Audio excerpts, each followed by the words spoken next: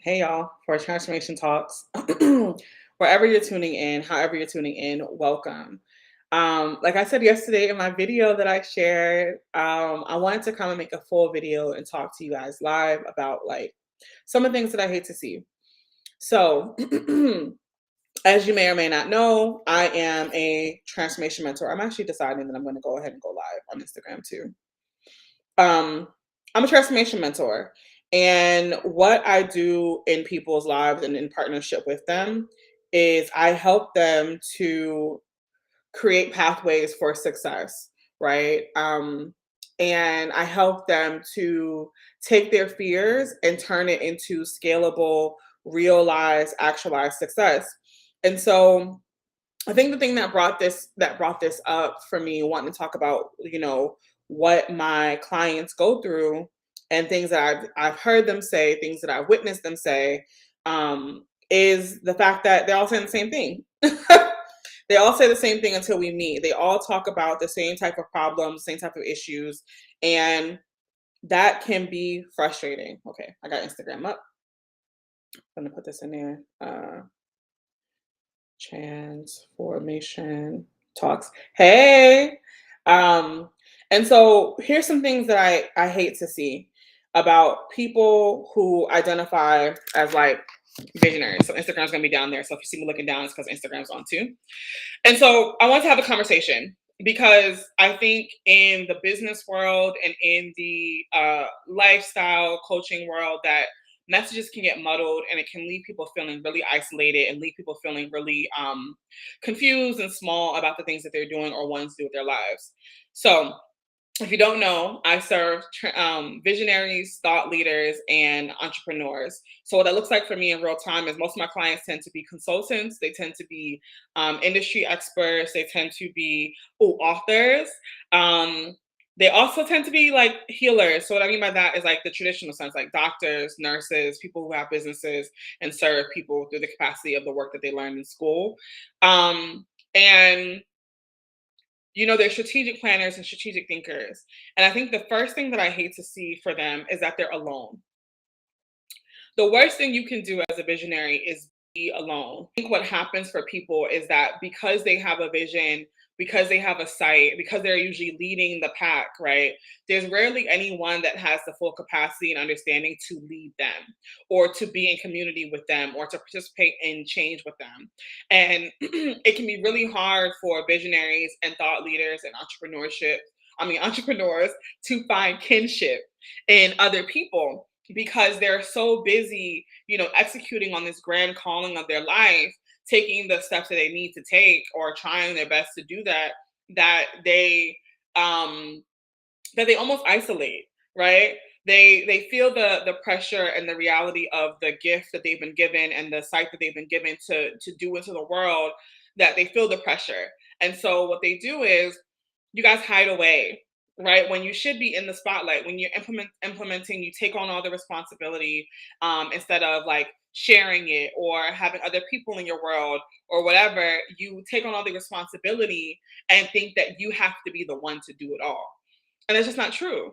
And there is community for you, there is people for you, and you just have to learn how to not only like call that in and like hire the right people, but to hire them from the right energetic space, which means like you trust this vision that you have to be expanded so well, and that if you were to just get into alignment, the people that you need to help you execute this would fall into place.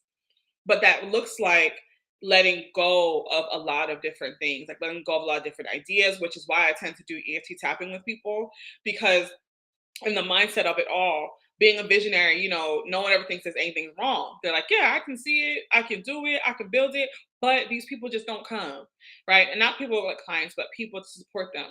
Like, I can't find those people. And if you are that person that's like, I can't find those people, you're probably not really living in your fullness as that visionary, as that entrepreneur, as that thought leader, because you are denoting your existence to just this calling and not the expansiveness of it all. Another thing I hate to see with my clients and potential clients, just people out there I'm observing that I know are like stellar and top tier, is this over concern of time. Like, The people that tend to come into my world are really highly successful people.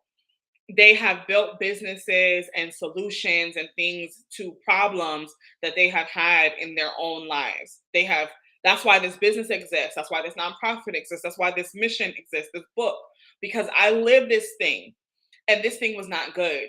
And I'm here to fix it for everyone, right? I see it. I see how it could be better. I see how we could live better. I see how we could nourish better. I see how we could exist better. But the issue is the thing that I hate to see with my clients is their obsession over time, right? When you are a highly successful person, you tend to like be navigating so many different things that you're always trying to figure out, will you have enough time to get it done? Right. And so your attention is less on the work and the ease of it and the calling in the right people of it, and more on like my schedule's jam packed. I gotta go from this thing to this thing to this thing because these people need me. And I have to like answer this thing and this thing and this thing because they need me. And what happens is like it kind of gets convoluted in the mind and in the spirit with the work that you have to do. And you find that people are um they're like obsessing over time instead of allowing the time to be as expansive as possible to give them enough space and enough room. And so people end up like, you know, they are hard on themselves, they're critical, they think that they're procrastinating, they judge themselves and what they do with their time, right? They judge their joy. There's no time for that right now. They don't center themselves, right? There's no time for that right now because this has to be done and this has to be done, this has to be done. And that can be a very painful place to be in. Like the number of people that I've had to like support and guide and mentor towards being expansive with their time and allowing their days to have flow, it's really surprising. But it's always a thing. Like you get to relax, right? Because if you're leading the pack, if you're seeing, 10 years into the future, 5 years into the future, a year into the future of how our lives can be better, then you're going to need energetically equitable amounts of space to do that. You can't create from a place of a deficit. And so this thing that we do with our time, this thing that we do with our time where we're like, oh my God, I'm running out of time, I'm running out of time, I'm running out of time. That is the biggest hindrance to anyone that sees themselves as an entrepreneur, as a visionary, or as a thought leader. Because your obsession with these like man-made concepts and these things that you have to do is not going to get you there quicker. What actually gets you there quicker is letting go of that, letting go of the need to have success look a certain kind of way so that you can be as expansive as possible. And that's why like these big CEOs of these tech companies and things like that, that's why they always have so much space, right? That's why they always have like these like spiritual gurus and these like spiritual insight people and these like astrologists, right? To help them understand that the reality that they live in is not their only reality, that they have the power to create that, and you need space. Okay. Another thing that I hate to see, I'm going to go back to community piece, but from a different perspective, right? A lot of visionaries feel alone. A lot of entrepreneurs feel alone. Often, they they find that they're trying to like balance their lives with their lifestyles, right? And so they kind of struggle with finding community that makes sense for them. Like my longest term client, I love her to death. We were talking this morning, we were on a session this morning, and I remember when I first met her, she was always talking about like how no one in her family got it, none of her friends got it, or people didn't talk to her because she was the one that had it together. And there's a lot of that energy that always is flowing through. And this idea that you have to be alone to go the distance is just not true. And that is also something that has to go, right? When you want to like really maximize your impact, when you really want to stretch your capacity for more, when you really want to take God's vision, universe's vision, spirit's vision, and like push it out into the world, you have to be willing to let go of this idea that I've got it out the mud, I'm alone, and that's it's always on me. You get to have community and do that because everything in nature exists within and with each other. They work. So like let me everything in nature works together, right? So this idea that you have to do it alone, go it alone, there's no community for you, there's no space for you, that's not true. And it actually leads more to a deficit again than anything. It slows down your progress because what I teach people to do is to see the oneness in you and the people that you serve, and then see the oneness in you so that you can call in the team that's going to be like, yeah, girl, I know it's getting hard. Yeah, person, I know it's getting hard, right? But go, go, go do it. We believe in you. We see you. So this thing that we like to do, we like to isolate, that doesn't really maximize, right? And then this last thing, this last thing. The other thing that I hate to see is people put down their spiritual practices. If you follow me, if you know me, I talk about the way you get strategic growth is through uh spirit, energy, awareness.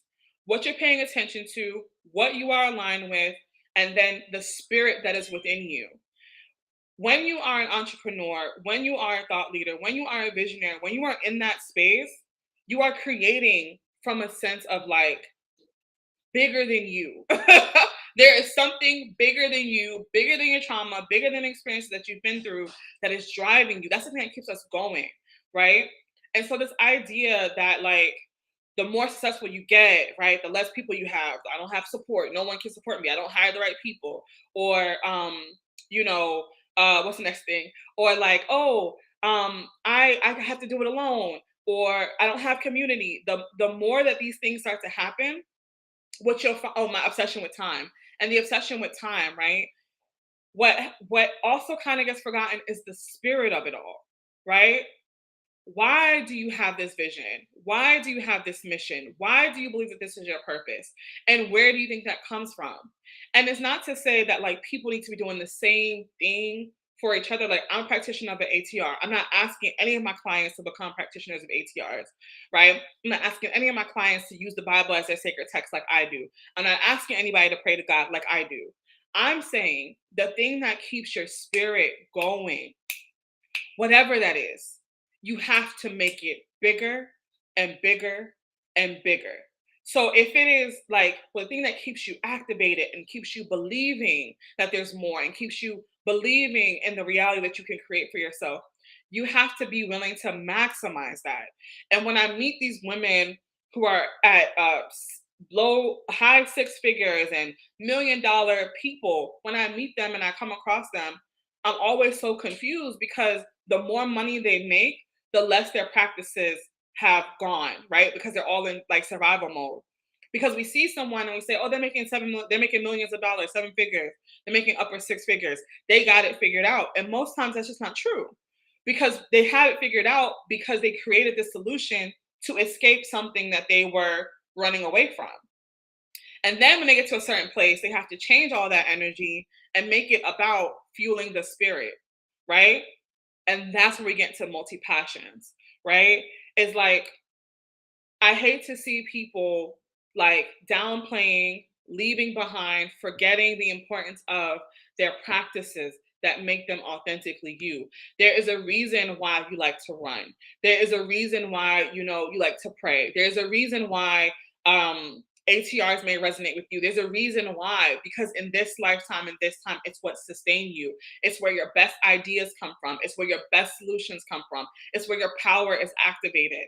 And being a visionary and a thought leader and an entrepreneur, you need that.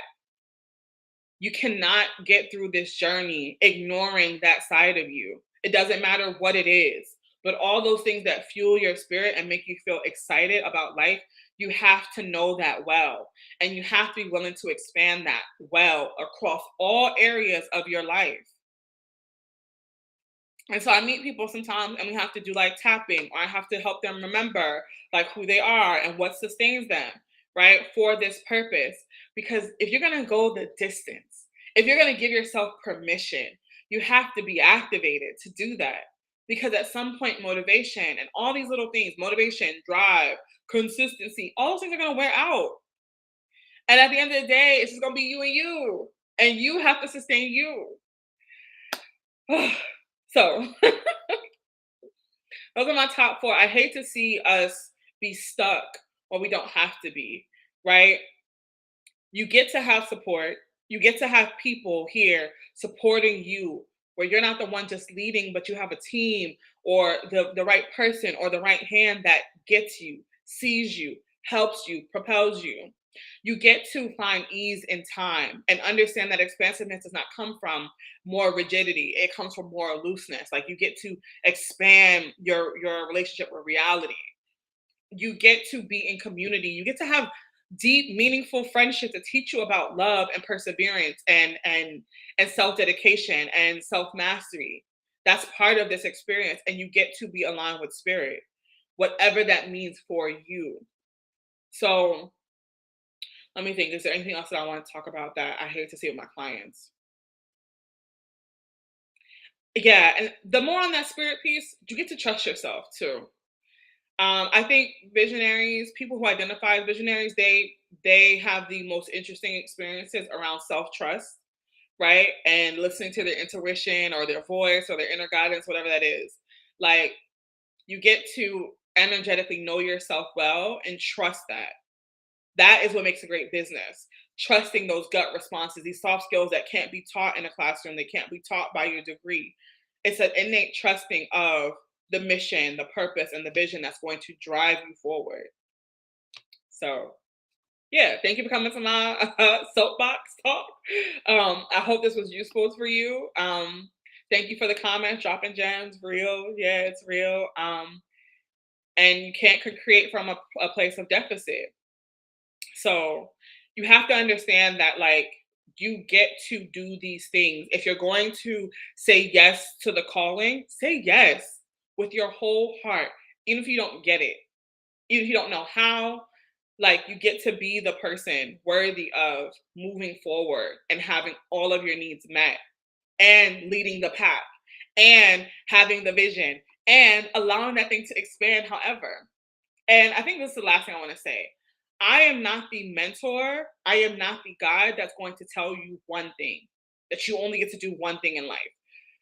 If you can see it, if you can imagine it, then it is part of your life's journey. You get to have it. Now, there's strategy in how you have it. There's strategy in how you unveil it all. A strategy in how, like, I have the amount of clients that I have that I'm pushing towards, like, opening their foundations and also run their business and also. If you have imagined it, you get to have it, right? Because it's part of your destiny, probably. It's part of this lifetime, this life cycle, and you get to have it all. But there's a strategy to having it all and having it all well. So that's what we do. But anyway, this is helpful for you. Share. When you say you're trying, I hope you're still on. Guess I'm trying. I feel like that's what sets me apart. It is what sets you apart. I think you're talking about the spirit part of it, like learning to trust your innate sense of self. Yes, that's it. But again, if this is helpful to you, please share, comment, respond. Like, someone told me I was never content because I had so much I wanted to accomplish. And that's just not true. Let's talk about that because that's just not true. It's just not true. Again, there's a strategic way to do it, right? Like, let's say you have a business and you also want to do like a nonprofit and you also want to do a whatever, whatever, whatever. I believe that business is only what happens when the soul is activated. When the soul is activated, all these passions come forward because they're of spirit, they're of the mission, they're of the impact that you're here to leave for other people, right? And the biggest gift that we can be to others is to be the gift to others. And so it's not about never being content because there's a way in which to roll it out to make it maximize. So if you have I'm just gonna use you since you commented, I'm just gonna use this as an example. If you were to come to me and you're like, hey, I have this job, but I want to start this business, but I want to start this foundation and I want to write a book. I'll be like, oh, that sounds amazing. Let's do it all. And you'll be like, oh, but people told me I wasn't content. It's not about being content. It's about doing it strategically. So if you have a job that pays you six figures, right, you use that six-figure job to, in your business, launch the one offer that has the most impact, can get you the most money quickly, efficiently, in a way that feels easy and simple from where you are. Once you do that, let's say you want to do something else, like a course or something like that, then you do that next, right? And what you do is you just organize it in alignment with spirit for the timing of it all to roll it out. But people tell you that you're not content because It's a projection of their own insecurities because there is this inherent belief that you can't have it all, that you can't have more life and more life and more life. And I could promise you that the women that I know in this world of like business entrepreneurship, that's literally not true.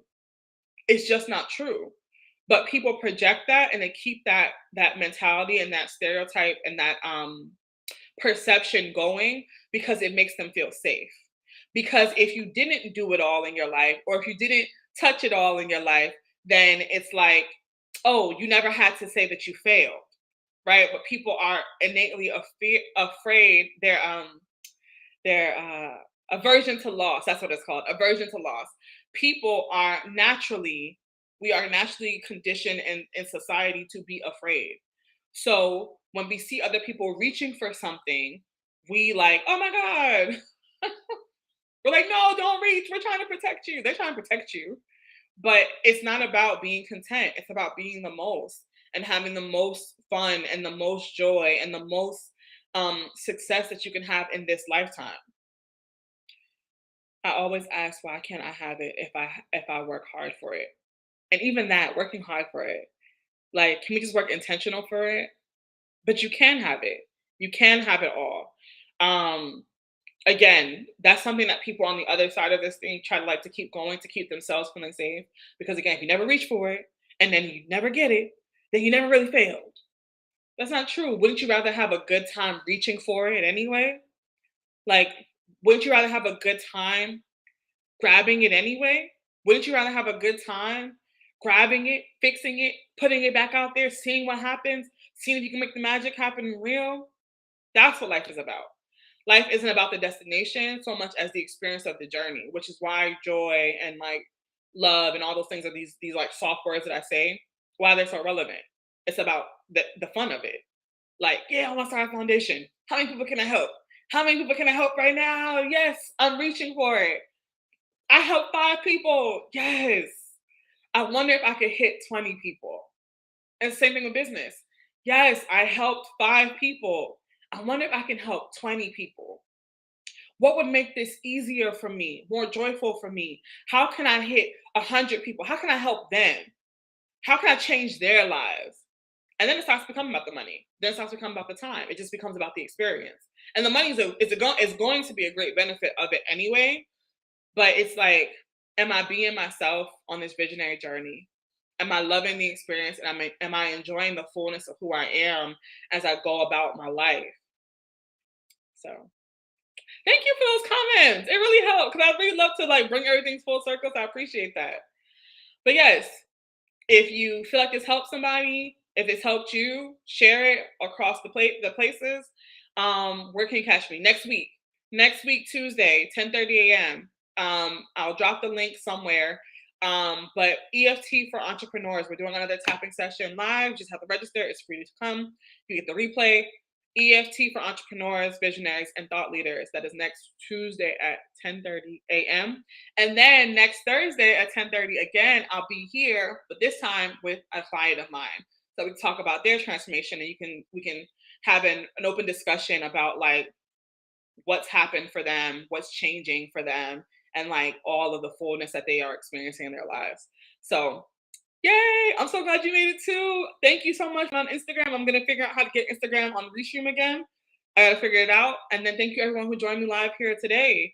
Um, Peace, be well, and have a great day.